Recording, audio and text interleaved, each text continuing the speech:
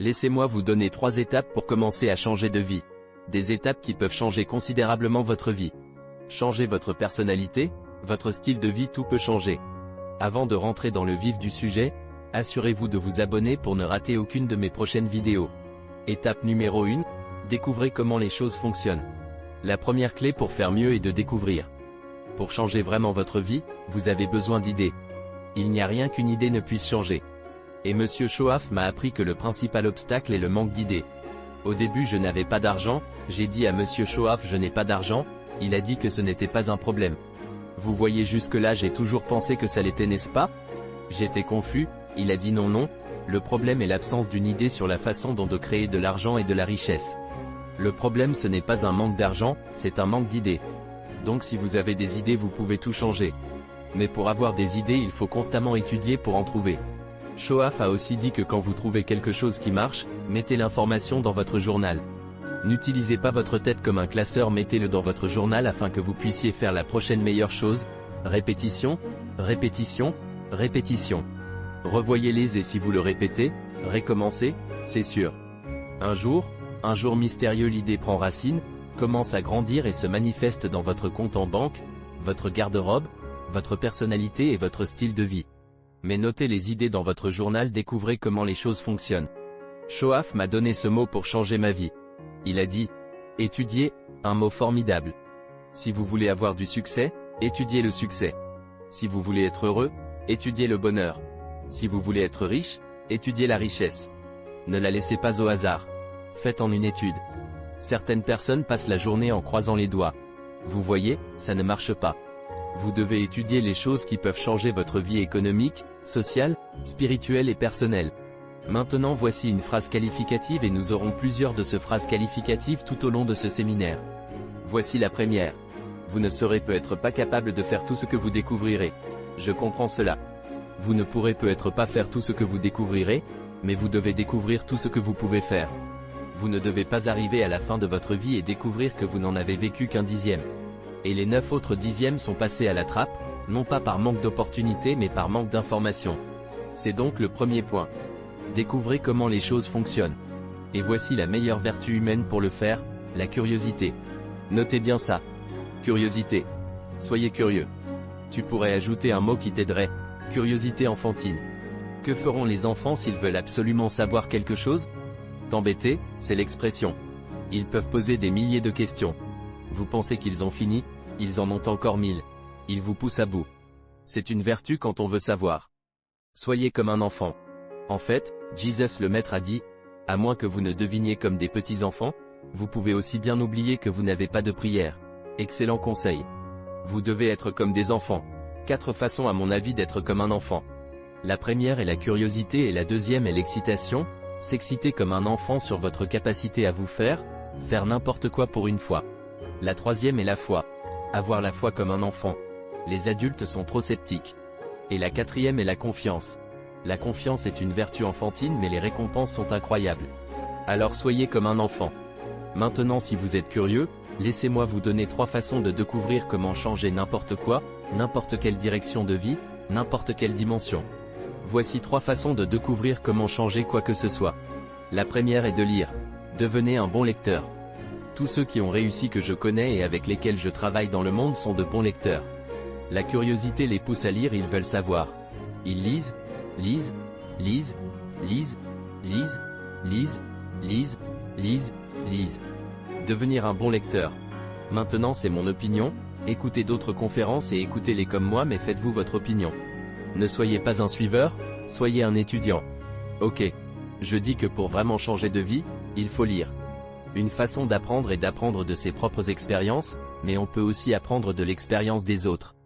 Tu vois, un livre peut te faire gagner 5 ans, si tu le lis. Saviez-vous qu'il existe des livres sur la façon d'être plus fort, plus décisif, d'être un orateur, un leader, d'avoir un meilleur effet sur les autres, de développer votre personnalité? Saviez-vous qu'il existe des livres sur ce sujet? Et les gens ne lisent pas. Comment expliquer cela? Alors qu'ils peuvent lire. Saviez-vous que des centaines de ceux qui ont réussi ont écrit leur histoire dans des livres, ils ont écrit comment ils ont réussi et que les gens ne les lisent pas? Comment tu expliques ça? Le gars est occupé je suppose. Tu sais tu es trop occupé pour ne rien lire. Le gars dit, Eh bien ouais, vous travaillez ou je travaille, le temps que vous luttiez à la maison il est tard. Tu dois manger au souper, regarder un peu la télé, aller au lit. Tu ne peux pas rester la moitié de la nuit à lire. Et le gars est en retard sur le paiement de sa maison. Bon travailleur, travailleur acharné, sincère. Mais tu dois être plus que sincère, plus que travailler dur, sinon à la fin de votre vie vous finirez froid, sans aucun sou. Il faut être plus qu'un bon travailleur, il faut être un bon lecteur. Fréquentez les gens qui ont réussi et écoutez ce qui sort de leur bouche. Maintenant vous pouvez apprendre aussi des personnes qui ont échoué. Prenez des notes sur les deux, les négatives et les positives. Sur le négatif, les notes sont appelées « ce qu'il ne faut pas faire » et vous devez apprendre ce qu'il ne faut pas faire ainsi que ce qu'il faut faire, donc apprenez du négatif comme du positif. D'accord ? Trouvez ce que les pauvres lisent et ne les lisez pas. C'est ça.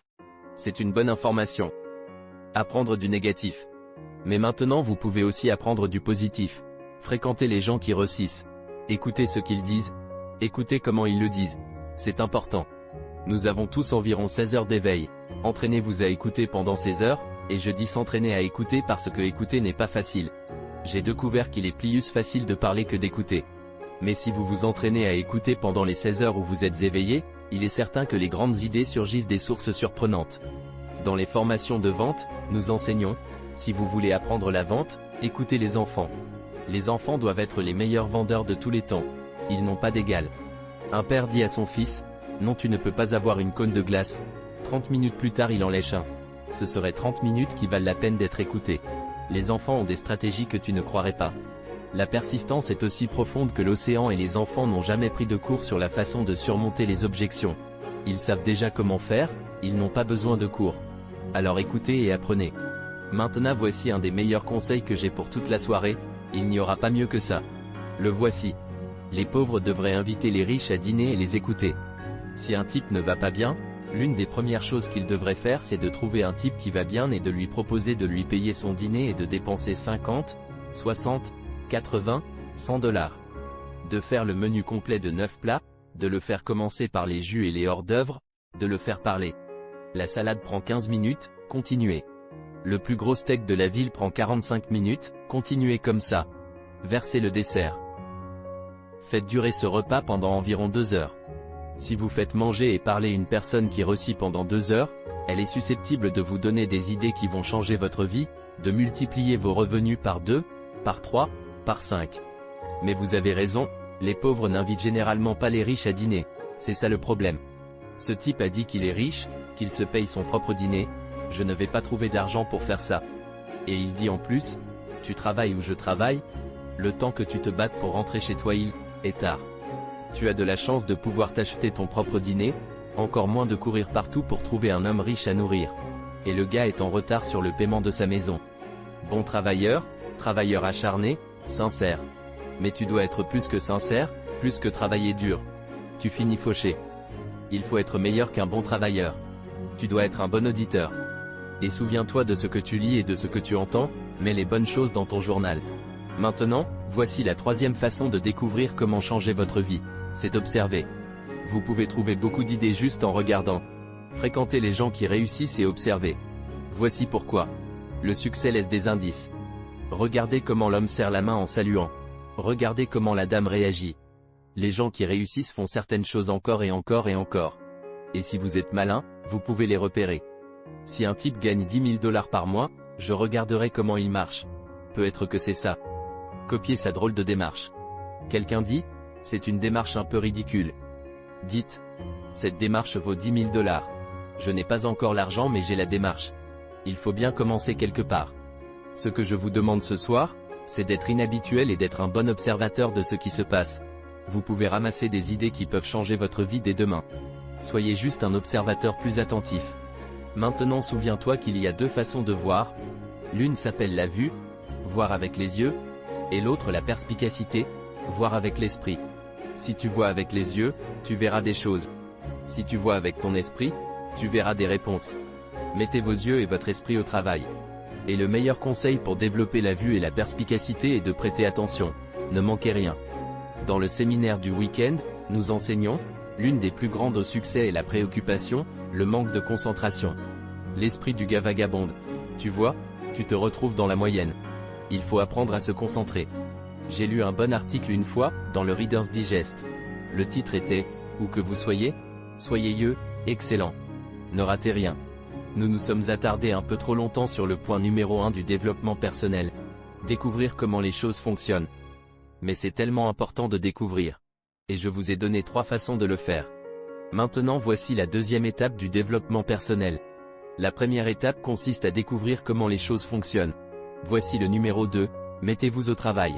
Vous devez maintenant agir en fonction de ce que vous avez découvert. Dans le monde des affaires, on appelle ça un plan de match. Mettez au point votre plan de match. L'une des principales choses que nous enseignons lors des séminaires du week-end, ce sont les plans de match, comment planifier votre bureau. Si vous êtes dans la vente, vous avez besoin d'un plan de match. Les enfants ont besoin d'un plan de match. Vous avez besoin d'un plan de match à la maison, un plan de match social, un plan de match d'affaires. Tout le monde a besoin d'un plan de match, plan d'indépendance financière, plan d'investissement. Ne pensez pas dans votre tête, mettez tout sur papier. N'agissez pas par la pensée, mais par le papier. Je demande souvent à quelqu'un, qu'allez-vous faire dans les 6 prochains mois? Et il commence à me dire des choses à partir de sa bouche. Je dis, non ne me dis pas, montre-moi. Montre-moi ton plan de match pour les 6 prochains mois. Alors je peux regarder les choses et peut-être que je peux aider. Mais vous devez opérer à partir du papier. Mettez tout sur un plan de match, agissez sur ce que vous avez découvert. Maintenant, voici le meilleur mot que je connaisse pour aller avec l'action. Massive. Vous voyez, ça va tout changer. L'action massive est appelée la panacée. Si vous voulez passer des appels, faites en quelques milliers. Si vous voulez prendre des contacts, faites en quelques milliers. Si vous voulez frapper aux portes, frappez en quelques milliers. Tu vois, ça va tout changer. Voici le langage des pauvres. Je vais essayer 1 ou 2 fois et voir ce que ça va donner. C'est la façon dont les pauvres parlent. Le type dit, je vais essayer pendant 30 jours. 30 jours? Vous pouvez deviner son solde bancaire. Il faut avoir un meilleur plan de match. Voici donc l'une des principales choses à faire à partir de demain. Jetez un coup d'œil à votre plan de match. S'il n'est pas rempli d'actions massives, changez-le. La formule fonctionne vraiment comme ceci. Prenez une bonne idée, passez à l'action. Prenez 2 bonnes idées, passez à l'action. C'est la formule du succès. Une action intense.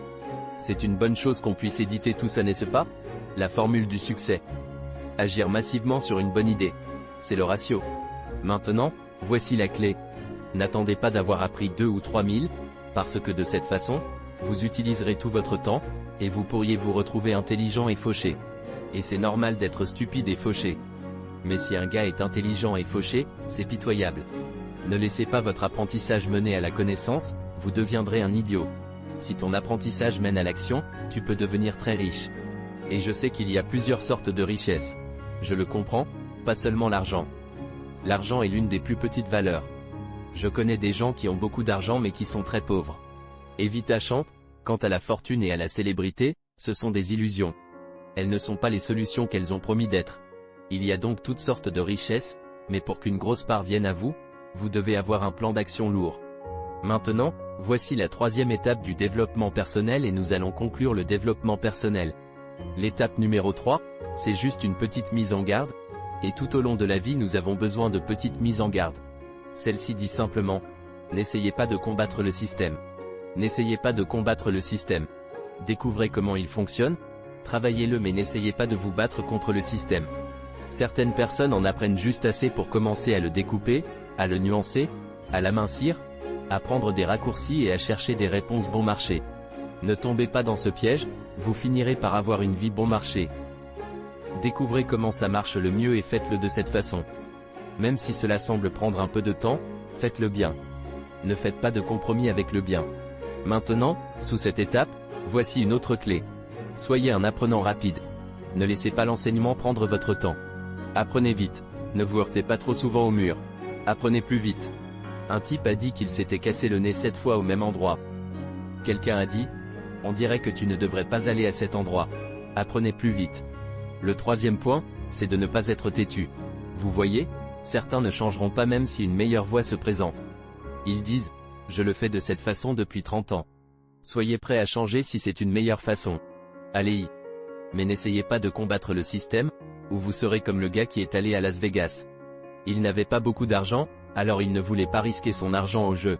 Mais il arrive à Las Vegas et les cloches du jackpot sonnent. L'argent coule à flot, les lumières clignotent. et il ne peut pas s'en empêcher, il doit jouer. Mais au lieu de jouer avec son argent, il décide de jouer au jeu mental. Et le plan brillant qu'il a élaboré est le suivant. Il choisit un numéro comme le numéro 3, mentalement. Il parie une certaine somme d'argent sur ce numéro. Et qu'il gagne ou qu'il perde, il notait cette somme dans son petit carnet, en se fièrement, « J'aurais gagné 5 $ si j'avais fait ce pari ». Dans son cas, il suffit de le noter, qu'il gagne ou qu'il perde. Comme cela à minuit, il peut calculer ce qu'il a fait. Gagnant ou perdant, combien?